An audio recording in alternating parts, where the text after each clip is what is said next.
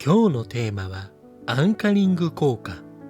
人は最初に見た数字や情報に強く引っ張られてしまうんです。この動画では日常に潜む具体例とすぐに試せる対策を解説していきます。見終わる頃には数字や印象に振り回されにくい自分になっているはずです。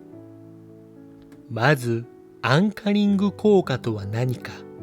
一言で言うと、最初に提示された数字や情報が基準になって判断が大きく左右される心理の癖。例えば、セールで通常価格1万円が今だけ5000円と見ると、5000円がすごくお得に感じる。でも冷静に考えてみれば、その商品がそもそも5000円の価値があるかは別の話。この最初の数字イコールアンカーが頭に刺さって後の判断に影響するんです。買い物ではよくあるパターンです。定価や元の値段を見せてから割引額を提示する。あるいは限定100名とか残り5個という数字でせかされる。最初の数字が基準になるからこれ以上下がらない、急がなきゃと感じてしまうんです。SNS や情報発信にもアンカリングは効いています。例えば有名人がこのサプリを愛用という最初の情報を見た瞬間、それ以降のレビューもよく見えがち。あるいはこの動画は100万回再生されていますと最初に聞くと、内容を評価する前から人気なら良いものだろうと思いやすい。最初の印象がその後の判断を縛ってしまうんです。人間関係でもアンカリングはあります。初対面でエリート大学出身と紹介されたらきっと優秀だろうという先入観が働く。逆にアルバイト経験しかないと最初に聞いたら能力を低く見積もってしまう。一度置かれたアンカーがその人の見る目を大きく歪める。これもアンカリング効果の一種なんです。それではなぜアンカリングが起こるのか。理由は脳が基準点を欲しがるから。何も基準がないと判断に迷う。だから最初に見た数字や情報をよりどころにする。もう一つは安心感。最初の情報に乗っかると迷わずに済む。その楽さに人はつい流されてしまうんです。では放置するとどうなるのか。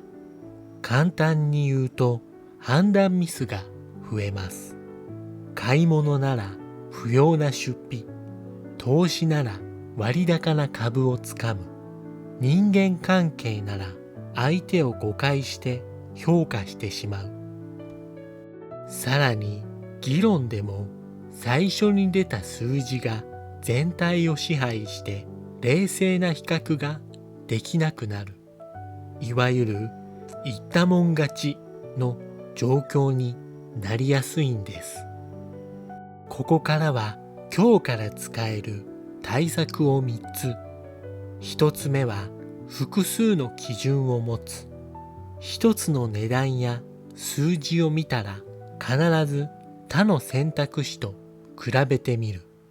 例えば家電なら同じ機能の他社製品は、人の評価なら他の人の見方はどうと比較する。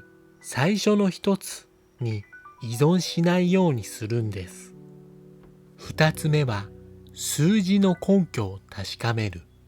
通常価格と書かれていたらその価格で本当に売れていたのか、残り5個と書かれていたら、もともとの在庫はいくつだったのか、最初に出された数字を鵜呑みにせず、どこから出てきた数字なのかを確認する癖をつけましょう。3つ目は、自分の判断を時間で区切る。見た瞬間に決めず、最低でも一晩寝かせる。急いで決めると最初の情報に縛られやすい。時間を置くことで冷静に考え直せる余地が生まれます。